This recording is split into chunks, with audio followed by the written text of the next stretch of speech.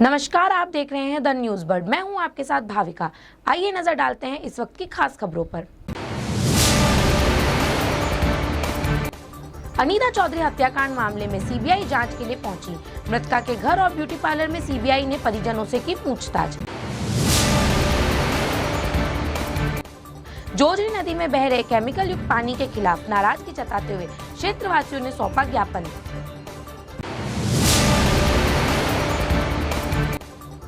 नाबालिग के साथ छेड़छाड़ के मामले में नाराज ग्रामीणों ने पुलिस आयुक्त को सौंपा ज्ञापन।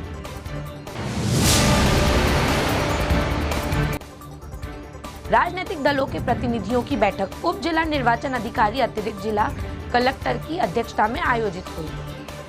अब खबरें विस्तार से। भारत निर्वाचन आयोग एवं राज्य निर्वाचन विभाग के निर्देशों की अनुपालना में शुक्रवार को मान्यता प्राप्त राजनीतिक दलों के प्रतिनिधियों की बैठक उप जिला निर्वाचन अधिकारी अतिरिक्त जिला कलेक्टर प्रथम जवाहर चौधरी की अध्यक्षता में हुई।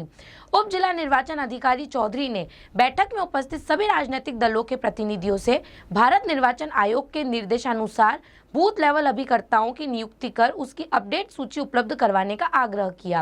राजनीतिक दलों के प्रतिनिधियों द्वारा जल्द से जल्द बूथ लेवल अभिकर्ता की नियुक्ति कर सूची उपलब्ध करवाने की सहमति व्यक्त की गई। बैठक में राजेंद्र कुमार पालीवाल, नरेश जोशी, डॉक्टर सोहन चौधरी सहित विभिन्न मान्यता प्राप्त राजनीतिक दलों के प्रतिनिधि उपस्थित रहे। ब्यूटिशियन अनीता चौधरी हत्याकांड मामले में दिल्ली सीबीआई टीम लगातार जांच कर रही है, जिसके चलते सीबीआई टीम ने आज मृतका के घर और ब्यूटी पार्लर में छानबीन की। घर में उनके पति और बेटे से पूछताछ की गई। सीबीआई टीम द्वारा अनीता की कॉल रिकॉर्डिंग, अनीता को बुलाने से गुलामुद्दीन की किस किस से बातचीत हुई, अनीता की सहेली का बयान बदलना सहित कई पहलुओं पर जाँच की जा रही है। गौरतलब है कि पुलिस चार्जशीट में मुख्य आरोपी गुलामुद्दीन को बनाया गया है, जबकि उसकी पत्नी अबेदा को सह आरोपी बनाया गया है। वहीं इस पूरे मामले में तैयब अंसारी व सुनीता को नामजद किया गया है। जोधपुर जिले के धुंधाना गांव में एक नाबालिग बच्चे के साथ हुए यौन शोषण के मामले में पुलिस द्वारा उचित कार्रवाई नहीं करने से नाराज ग्रामीणों ने पुलिस आयुक्त को ज्ञापन सौंप उचित कार्रवाई की मांग की है। ग्रामीणों का कहना है कि गांव के ही व्यक्ति ने एक जागरण में नाबालिग बच्चे के साथ छेड़छाड़ कर उसके साथ अमानवीय तरीके से यौन शोषण किया, जिसमें पॉक्सो का मामला दर्ज करना चाहिए, परंतु संबंधित थानाधिकारी के इस पूरे मामले में मुख्य आरोपी को निर्दोष करार कर कोई कार्रवाई नहीं की। ग्रामीणों ने थानाधिकारी पर भी मिलीभगत का आरोप लगाते हुए पुलिस आयुक्त से इस पूरे मामले में उचित कार्रवाई कर आरोपी को दंडित करने की मांग की है। मामला है, इन बच्चे के साथ में अत्याचार तो हुआ ही है, इससे गांव में बड़ा रोष है और अभी हम इसके बाद में अगर कोई कार्रवाई नहीं की तो हम धरने पर बैठेंगे। धुंधाड़ा में एक पॉक्सो का मामला हुआ है 1 महीने पहले और अभी सीआई साहब ने जांच की है और सीआई साहब कह रहे हैं कि भाई वो आदमी निर्दोष है। तो सीआई साहब कहने से वो निर्दोष कैसे हो गया? और ये पूरा मामला इतना संगीन है और 3-4 बच्चों के साथ और हुआ है, एक उसका पिताजी और है, इनके बच्चे के साथ में और हुआ है। और अभी वो पुलिस वाले कह रहे हैं कि भाई वो निर्दोष है। हम सीआई साहब के पास जाके आए, डिप्टी साहब के पास जाके आए और यहाँ अशोक उद्यान जाके आए, डीसीपी के पास जाके आए, अभी यहाँ है, यहाँ पहले और आके गए हैं पर कोई कार्रवाई नहीं है। ये धुंधाड़ा गांव की घटना है। 30 तारीख को ये घटना हुई थी। बच्चे के साथ अप्राकृतिक यौन संबंध बनाने की कोशिश की और बहुत ही ब्रूटल तरीके से इसके साथ छेड़छाड़ की गई, ठीक है ना। 6 तारीख को ये एफआईआर हुई है और उसके बाद से आज 1 महीना हो गया। जो एक्यूज्ड है वो अभी तक फरार है। पुलिस वाले 3 बार उसके घर गए लेकिन उन्होंने अरेस्ट करने की कोशिश भी नहीं की। फुल छूट दे रखी है इनको। जो परिवादी है वो 1 महीने से चक्कर काट रहे हैं। उनको समाज से सामाजिक बहिष्कार करने की भी धमकियां मिल रही है, ठीक है। आज कम से कम 4-5 बार ये आ चुके हैं। आज हम लोग पूरे गांव वाले इकट्ठे हो गए, पहले डिप्टी ऑफिस गए तो डिप्टी साहब ने बोला कि सीआई ने उनको जो एक्यूज है उनको निर्दोष करार दे दिया। तो मैं पूछना चाहता हूं कि भाई अगर ये सीआई जो है कोर्ट कचहरी से ऊपर है क्या? निर्दोष देने का काम कोर्ट कचहरी का है, तो सीआई कहाँ कैसे निर्दोष देने? मेडिकल में क्या पुष्टि हुई थी बच्चे के साथ? मेडिकल में वो छेड़छाड़ की पुष्टि हो चुकी है। हम दूसरी बार तो हमारे को अंदर जाने नहीं दिया, तो हमें पोस्ट में उनकी जो पहले दी हुई थी वो देके हम लोग वापस अपने जा रहे हैं, कलेक्टर के पास जा रहे हैं। कब हुआ था? 30 तारीख को रात को मैं जागरण में गया था मेरे दादा के साथ डोला नाडा पे। तब 12 बजे करीबन दादा सो गए थे। 11 बजे फिर मैं आया बाहर टॉयलेट करने के लिए, तो ये आदमी खड़ा था बल्लाराम। तो मैंने सोचा गाड़ी पड़ी थी उसके पास ही, मैंने सोचा पास में से जाके टॉयलेट करके आ जाता हूँ। तब मैं पास में से निकल रहा था, उसने मेरे कंधे पे हाथ रखा और मुझे ऐसे इशारा किया। मैंने बोला हाँ। तो वो फ़ोन पे बात करता करता मुझे लेके गया अंधेरे खेत के अंदर और फिर वो फ़ोन काटने के बाद मुझे पूछा कितने साल का है, कितनी में पढ़ता है और कौन सी स्कूल में पढ़ता है। तो मैंने बता दिया और फिर बोला तू 14 साल का है, सब समझने लग गया होगा। मैंने बोला क्या समझना है। फिर मुझे ऐसे गंदी हरकतें करने लगा आगे और पीछे। जोधपुर के निकटवर्ती जोजरी नदी पानी में बह रहे केमिकल की शिकायत के चलते क्षेत्रवासियों ने आज जिला कलेक्टर को ज्ञापन सौंप उचित कार्रवाई करने की मांग की। क्षेत्रवासियों ने बताया कि जोजरी नदी के आसपास अवैध रूप से चल रहे व्यवसाय गंदा केमिकल जोजरी नदी में छोड़ देते हैं, जिसके चलते पूरे क्षेत्र का वातावरण दूषित होने के साथ ही पानी भी पूरी तरह से जहरीला हो रहा है। उन्होंने बताया कि जो वन्य प्राणी हैं वो इसी नदी से पानी पीते हैं, इसलिए उनके ऊपर भी इसका दुष्प्रभाव देखने को मिल रहा है। क्षेत्रवासियों ने बताया कि इस संबंध में पूर्व में भी जिला कलेक्टर को ज्ञापन सौंपा गया, लेकिन किसी तरह की कोई कार्रवाई नहीं की गई। इसलिए आज एक बार फिर जिला कलेक्टर को ज्ञापन सौंप उचित कार्रवाई करने की मांग की गई है। हमने 20 तारीख को रात्रि चौपाल में कलेक्टर साहब को ज्ञापन दिया था, पर उसके बाद भी पानी जो जहरीला पानी है जोजरी के अंदर वो वैसे के वैसे ही आ रहा है। इसलिए हम आज वापस साहब को देना है कि साहब हमारी ये किसी भी हालत में पानी रोको, क्योंकि हमारा दम घुट रहा है। अभी इतनी जहरीली बदबू आ रही है केमिकल की कि हम रात को सो नहीं पा रहे। और इसी को लेकर हमने ज्ञापन दिया था, लेकिन अभी तक कोई ऐसा खास हमारे को कार्रवाई हुई नहीं है कि हमको कोई राहत मिली हो। इसलिए हम बहुत परेशान है इस जोजरी के प्रदूषित पानी से। ये हिरण है, ये भी ऐसे मर रहे हैं उस गंदा पानी पी पी के। तो इनको बचाने के लिए भी हम ये तस्वीर भी साथ लाए थे कलेक्टर साहब के लिए कि साहब ये बेजुबान जानवर है, ये भी बहुत सब उस पानी के अंदर खत्म हो गए हैं। तो अभी हमने ज्ञापन दिया है साहब को, बोले हम कार्रवाई करवाते हैं। पता नहीं 10 दिन हो गए हमको पहले भी ज्ञापन दिए हुए, पर अभी तक तो कोई राहत मिली नहीं है। और जोजरी नदी के प्रदूषण की वजह से 10 गाँव करीब हमारे जो है वो रात को पूरा एक बदबू से गैस चैम्बर में तब्दील हो जाते हैं। किसी दिन रात को लोग सोएंगे तो उठेंगे भी नहीं, ऐसे हालात है, क्योंकि एसिडिक बदबू आ रही है, रासायनिक पानी खुले में छोड़ा जा रहा है। जयपुर ग्रामीण की दूदू व मौखमपुरा थाना पुलिस ने अलग अलग कार्रवाई करते हुए अवैध रूप से तस्करी कर ले जा रही शराब का जखीरा पकड़ा है। पुलिस ने दोनों ट्रकों में छुपाकर ले जा रही 1560 कार्टन पंजाब निर्मित शराब जब्त की है, जिसकी अनुमानित कीमत करीब 1 करोड़ 40 लाख रुपए बताई जा रही है। पुलिस ने मौके से एक आरोपी को गिरफ्तार किया है, जबकि दूसरा आरोपी मौका पाकर फरार हो गया है। गिरफ्तार आरोपी जसाराम जाट बाड़मेर इलाके का रहने वाला है। शुरुआती जांच में सामने आया है कि यह शराब गुजरात से लाई जा रही थी। पुलिस ने बताया कि जिले में अवैध रूप से की जाने वाली शराब तस्करी को रोकने के लिए अभियान चलाया हुआ है। इस दौरान दूदू पुलिस ने दांतरी स्थित होटल जयपुर प्लाजा के पास खड़े ट्रक को चेक किया। ट्रक में कपड़े की कतरन के गट्ठरों के नीचे शराब के 821 कार्टन भरे मिले। इस दौरान पुलिस को देख आरोपी मौके से फरार हो गया। इस पर पुलिस ने शराब व ट्रक को जब्त कर लिया। ग्रामीण पुलिस के द्वारा श्रीमान एसपी साहब आनंद शर्मा जी के नेतृत्व में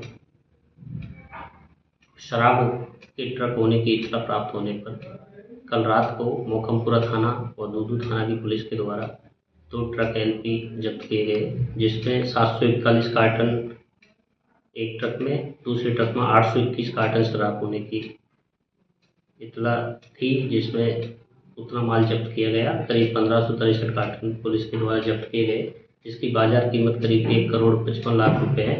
ये जो कार्रवाई है पुलिस थाना मौखमपुरा के एसएचओ संजय प्रसाद एवं दूदू थाना के एसएचओ मुकेश कुमार के द्वारा के नेतृत्व में की गई थी।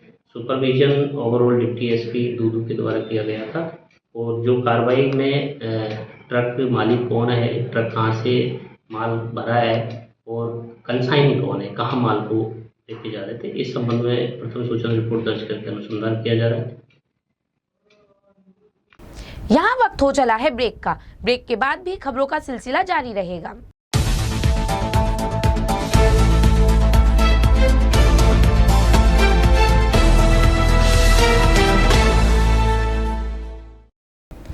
ब्रेक के बाद आपका स्वागत है। माधव विश्वविद्यालय में शारीरिक शिक्षा विभाग की ओर से भारतीय ज्ञान का समावेश विषय पर 2 दिवसीय अंतर्राष्ट्रीय सम्मेलन का आयोजन किया जा रहा है। सम्मेलन के पहले दिन शुक्रवार को अहमदाबाद के बीजे मेडिकल कॉलेज एवं सिविल अस्पताल के मेडिसिन विभाग के प्रमुख डॉक्टर कमलेश उपाध्याय के मुख्य आतिथ्य में कार्यक्रम आयोजित किया गया। कार्यक्रम को लेकर विश्वविद्यालय के चेयरमैन डॉक्टर राजकुमार ने बताया कि माधव विश्वविद्यालय में अग्रणी भूमिका निभाता आया है। जोधपुर मंडल रेलवे के वरिष्ठ मंडल वित्त प्रबंधक डॉक्टर विक्रम सैनी का राजधानी जयपुर में सम्मानित होने के बाद जोधपुर लौटने पर भव्य स्वागत और सम्मान किया गया। जोधपुर रेलवे स्टेशन पर रेलवे अधिकारियों और कर्मचारियों ने फूल माला पहनाकर मुंह मीठा करा विक्रम सैनी का स्वागत किया। गौरतलब है कि बेहतर वित्त प्रबंधन के लिए जोधपुर मंडल रेलवे को सर्वश्रेष्ठ मंडल के खिताब से सम्मानित किया गया। उत्तर पश्चिम रेलवे जोन के 59वें वार्षिक विशिष्ट रेल पुरस्कार समारोह में सैनिक को यह खिताब दिया गया। जोधपुर डिवीजन इस समय आपने देखा होगा कि डिफरेंट चैलेंजेस को फेस करता हुआ, जिसमें इलेक्ट्रिफिकेशन था, दोहरीकरण था और साथ में अपने भारत स्टेशन का भी काम चल रहा है, ढेर सारी एक्टिविटी चल रही है।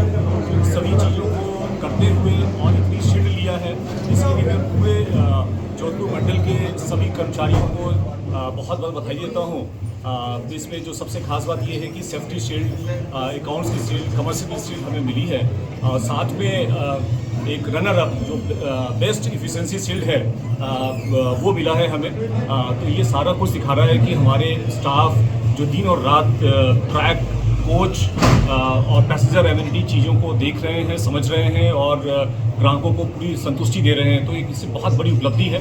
मैं जनता का ही बहुत धन्यवाद देना चाहता हूं, जो लोग रेल पैसेंजर्स हैं, जो हमारी दिक्कतों को देखते हुए और सही प्रॉब्लम्स को बताते हैं, जिसका समाधान हम लोग सही समय पर कर पाते हैं। और अभी आने वाले समय में स्टेशन डेवलपमेंट का कार्य भी चल रहा है, इलेक्ट्रिफिकेशन हो गया है, दोहरीकरण यहाँ से फुलेरा तक का हो गया है, तो अब यहाँ पर और भी ढेर सारी ट्रेनें चलेंगी, उसकी पूरी तैयारी हमें दिख रही है। और जिस जोश के साथ में लोगों ने काम किया है और इतनी ढेर मात्रा में शील्डें ली हैं, वो बहुत ही अभूतपूर्व चीज़ है। साथ में मैं विशेष तौर से उन लोगों का भी बहुत ही आभार व्यक्त करता हूँ जिन्होंने बहुत अच्छा काम करते हुए और इंडिविजुअल अवार्ड लिया है जोनल रेलवे बेसिस पे। All India inter university wushu tournament 2025 में मौलाना आजाद यूनिवर्सिटी के खिलाड़ियों ने शानदार खेल का प्रदर्शन करते हुए एक गोल्ड सहित 3 पदक जीतने में कामयाबी हासिल की है। यूनिवर्सिटी के चेयरपर्सन मोहम्मद अतिक ने इस सफलता पर प्रसन्नता व्यक्त करते हुए विजेता खिलाड़ियों को पुरस्कृत करने की घोषणा की है। मौलाना आजाद यूनिवर्सिटी के dean academics doctor Imran Khan Pathan ने बताया कि विख्यात चंडीगढ़ विश्वविद्यालय चंडीगढ़ में आयोजित इस अखिल भारतीय प्रतियोगिता में मौलाना आजाद विश्वविद्यालय के खिलाड़ियों ने ये उपलब्धि हासिल की। वुशु की तावलू स्पर्धा के मंकी स्टाइल इवेंट में मौलाना आजाद यूनिवर्सिटी के मयंक सेन ने शानदार प्रदर्शन करते हुए गोल्ड मेडल जीता। इसी तरह मयंक ने फ्लेक्सिबल वेपन में भी बेहतर प्रदर्शन करते हुए सिल्वर मेडल अपने नाम किया। इसी तरह विश्वविद्यालय की महिला खिलाड़ी पिंकी बोराना ने डबल वेपन स्पर्धा में कांस्य पदक जीतने में सफलता प्राप्त की। चंडीगढ़ यूनिवर्सिटी में पिछले दिनों all India inter university wushu championship 2025 का आयोजन किया गया। इस चैंपियनशिप में मौलाना आजाद विश्वविद्यालय के खिलाड़ियों ने बहुत ही शानदार खेल का प्रदर्शन किया। हमारे वुशु खिलाड़ी मयंक सेन ने तावलू प्रतिस्पर्धा में भाग लिया और वहां पर उन्होंने बहुत ही शानदार खेल का प्रदर्शन करते हुए एक गोल्ड और एक सिल्वर मेडल हासिल करने में कामयाबी हासिल की। इसी तरह हमारी महिला खिलाड़ी पिंकी बोराना ने भी महिलाओं की स्पर्धा में हिस्सा लिया और तावलू की इस स्पर्धा में उन्होंने भी कांस्य पदक जीतने में कामयाबी हासिल की। इस मौके पर मैं आपको खास तौर से ये बताना चाहूँगा कि पिछले दिनों बरेली में आयोजित ऑल इंडिया ग्रैपलिंग प्रतियोगिता में हमारे खिलाड़ियों ने बहुत ही अच्छा प्रदर्शन किया और वहाँ पर 2 पदक जीतने में कामयाबी हासिल की। इस तरह से हमारे खिलाड़ियों ने पिछले 15 दिनों में 5 पदक हासिल किए हैं। इस मौके पर आपको ये बताते हुए भी बेहद खुशी हो रही है कि यूनिवर्सिटी के चेयरपर्सन मोहम्मद अतीक और यूनिवर्सिटी प्रशासन ने खास तौर से हिदायत दी है कि खेलों की तरफ खास ध्यान दिया जाए और इसी के मद्देनजर हमारे सभी स्टाफ और सभी साथी खेलों की तरफ विशेष ध्यान दे रहे हैं।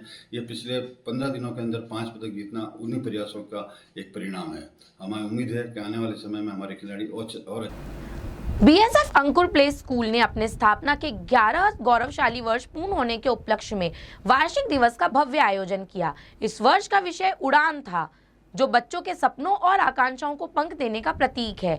वर्ष 2013 में स्थापित यह विद्यालय बीएसएफ कर्मियों एवं स्थानीय नागरिकों के बच्चों के प्रारंभिक शिक्षा का एक महत्वपूर्ण केंद्र बन चुका है। यह उत्सव प्रतिभा गर्ग बाबा प्रमुख राजस्थान फ्रंटियर के मुख्य आतिथ्य में आयोजित हुआ, जिन्होंने वार्षिक उत्सव की शुरुआत बाबा सदस्यों की गरिमामयी उपस्थिति में मां सरस्वती को दीप प्रज्वलित करके की। इस अवसर पर बाबा प्रमुख ने बच्चों की प्रतिभाओं की सराहना करते हुए कहा कि आज के बच्चे ही कल के भारत का निर्माता हैं और बताया कि अंकुर प्ले स्कूल का पाठ्यक्रम इस प्रकार निर्मित है कि बच्चे न केवल शिक्षा प्राप्त करें बल्कि देश के एक जिम्मेदार और संवेदनशील नागरिक भी बने तथा स्कूली बच्चों को उनकी सांस्कृतिक धरोहर से जोड़कर उन्हें देश की विविधता में एकता के महत्व को समझाता है। कार्यक्रम का मुख्य आकर्षण नन्हे मुन्नों द्वारा प्रस्तुत मनोहारी सांस्कृतिक कार्यक्रम रहा। डॉक्टर सर्वपल्ली राधाकृष्णन राजस्थान आयुर्वेद विश्वविद्यालय की राष्ट्रीय शिक्षा नीति इकाई द्वारा भारतीय भाषा पर प्रतियोगिता का आयोजन किया गया। मीडिया प्रभारी प्रोफेसर डॉक्टर दिनेश चंद्र शर्मा ने बताया कि प्रतियोगिता में 20 स्नातकोत्तर एवं स्नातक प्रतिभागियों ने गायन, नाटक एवं पोस्टर श्रेणी में भाग लेकर तेलुगु, कन्नड़, हिंदी, पंजाबी, राजस्थानी, संस्कृत, मणिपुरी, गुजराती एवं हरियाणवी आदि भाषाओं द्वारा भारतीय भाषाओं के महत्व को दर्शाया। नाटक बीमार मां हिंदी में मातृभाषा की मार्मिक स्थिति को उजागर किया गया। निर्णायक मंडल के सदस्य डॉक्टर चंद्रभान शर्मा ने भारतीय भाषा उत्सव द्वारा भाषा के विकास के लिए उचित वातावरण तैयार करने पर आयोजन दल की प्रशंसा की। निर्णायक डॉक्टर गौरव नागर ने राजस्थानी गीत द्वारा श्रोताओं का उत्साहवर्धन करते हुए विविध भाषाओं के महत्व को बताया। प्रोफेसर डॉक्टर दिनेश चंद्र शर्मा ने गीत गायन द्वारा युवाओं को विषम परिस्थितियों में सकारात्मक सोच एवं उचित आचरण बनाए रखने हेतु प्रेरित किया।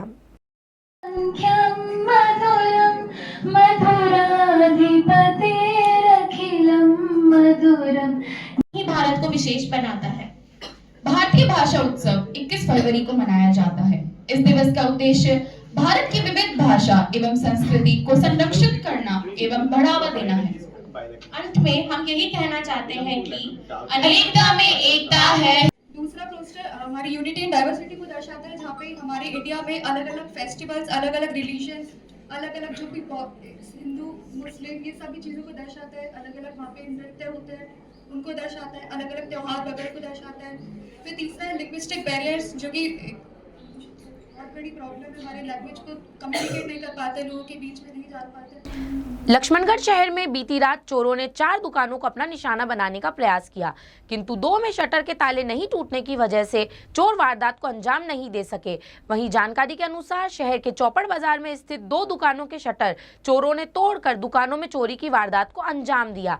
सराफ जनरल स्टोर के मालिक ने जानकारी देते हुए बताया कि रात को दुकान को बंद करते समय 1,60,000 रुपए दुकान में छोड़ कर गए थे। सिर्फ वो चोरी हुए हैं और सामान सुरक्षित है। उन्होंने बताया कि पुलिस को सूचना कर दी गई है और पुलिस ने मौका मुआयना किया है। वहीं शहर के स्टेडियम के पास भी चोरों द्वारा अन्य 2 दुकानों में चोरी करने का प्रयास किया गया, पर उसमें चोरों को सफलता नहीं मिली। रात को 9 बजे हम दुकान मंगल करके गए थे और 1,60,000 रुपये यहाँ पर नकद छोड़ के गए थे। सिर्फ वो चोरी हुए हैं, सामान हमारा सारा सुरक्षित है। गले के नीचे 1,60,000 रुपये रखे हुए थे, वो निकाल के ले गए। नहीं, कुछ केस अलग से पड़ा था, वो छोड़ के गए दूसरे गले में। पुलिस से रामदेव सिंह जी को सूचना दी गई थी, वो आके मौका मुआयना देख गए हैं। सामान कुछ भी चोरी नहीं हुआ, सामान सारा सुरक्षित है। आइए अंत में एक बार फिर नजरें डालते हैं इस वक्त की खास खबरों पर। अनीता चौधरी हत्याकांड मामले में सीबीआई जांच के लिए पहुंची। मृतका के घर और ब्यूटी पार्लर में सीबीआई ने परिजनों से की पूछताछ। जोजरी नदी में बह रहे केमिकल युक्त पानी के खिलाफ नाराजगी जताते हुए क्षेत्रवासियों ने सौंपा ज्ञापन।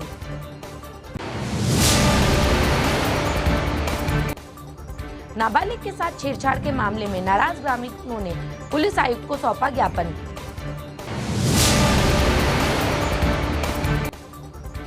राजनीतिक दलों के प्रतिनिधियों की बैठक उप जिला निर्वाचन अधिकारी अतिरिक्त जिला कलेक्टर की अध्यक्षता में आयोजित हुई। अभी के लिए फिलहाल इतना ही। राज्यों की और खबरें जानने के लिए बने रहे द न्यूज बर्ड के साथ। नमस्कार।